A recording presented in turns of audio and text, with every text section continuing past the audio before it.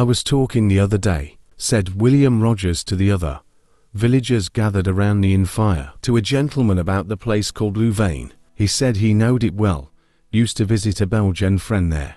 He said the house of his friend was in a long street, numbered on this side 1, 2, 3 and so on, and that's all the numbers of one side of him added up, exactly the same as all the numbers on the other side of him. He said he knew there was more than 50 houses on that side of the street, but not so many as 500, perhaps. The reader may like to discover the number of that house. This is the famous Strand problem from the magazine Strand, instantly solved by the genius mathematician Srinivasa Ramanujan. I was introduced to that problem by a dear friend of mine, and I got to my conclusion about it using my type of logic instead of numbers and algebraic structures, because I'm dumb. I didn't solve it instantly like Ramanujan, since he is a genius, but I took under a minute if that helps. So, in this video, I will explain how I solved the problem, and hopefully, inspire you to want to solve problems like this in the daily life too. First, let's rephrase this complicated word mess with tangible data for our reasoning. You find yourself in a village on the search for a friend's house. The village's houses are all numbered, from 1 to the amount of houses, in numerical order on a straight line, from left to right. However, you do not know the amount of houses, only that it can range from 50 to 500. You also know his house is special, because it is on the middle of a completion by both sides, so that the sum of all the numbers on the left side of the house are equal to the sum of all the numbers on its right. Your objective is to 1. Find the number of houses, 2. Find the number of your friend's house, 3. If you want, find the method to do so. If you would like to give this problem a try, pause the video and use the text shown below as a base.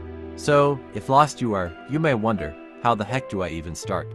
Well, it is simple, just start by the start. Let's begin with summation, like 1 to plus 3 plus 4, etc., because that will be very useful. Since I haven't learned this in school yet, I had to come up with 2 formulas for it.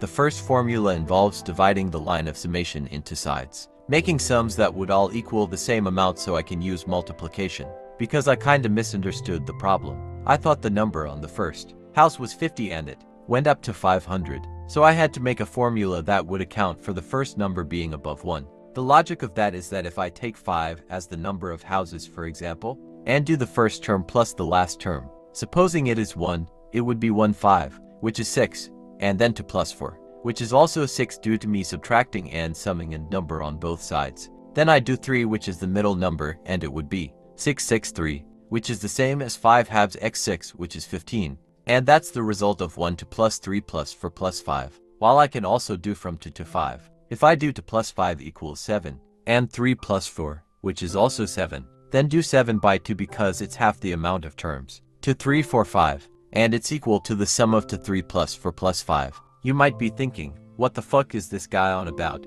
And to be honest, I got lost too, so I had to retract my thoughts pretty quickly. Since I at that point figured my interpretation of the problem was wrong, I figured I was cooked and started frying my brain.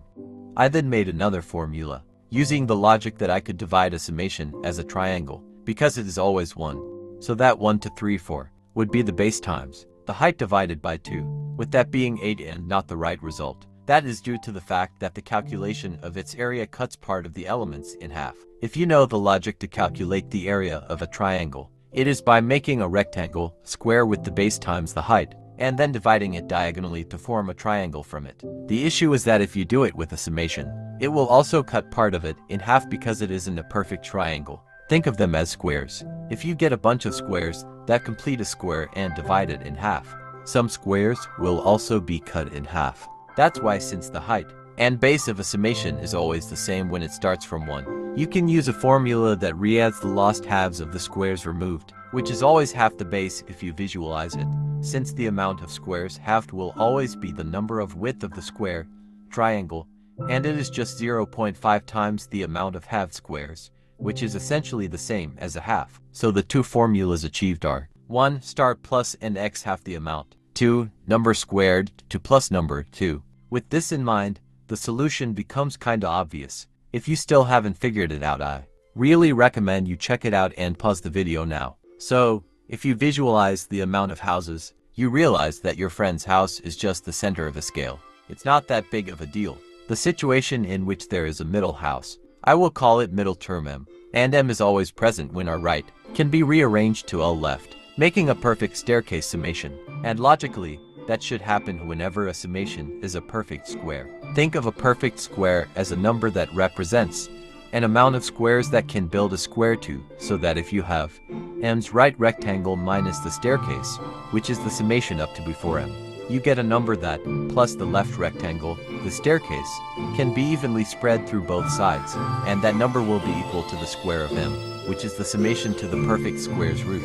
Because it is a square, we will call numbers that have a summation as a perfect square A, more than perfect square MTPS. The first and only MTPS between 50 and 500 is 288, with the summation being 2882 to plus 288 halves, 82.944, to plus 144, greater than 41.47 to plus 144, 41.616, which is the square of 204, meaning M equals 204 and N equals 288. I thought of this visually, unlike how I presented it. So if you didn't understand, please try and visualize the problem as something like a chocolate bar to help you reason. I promise I am not insane. I am just minding my decisions. DKZ.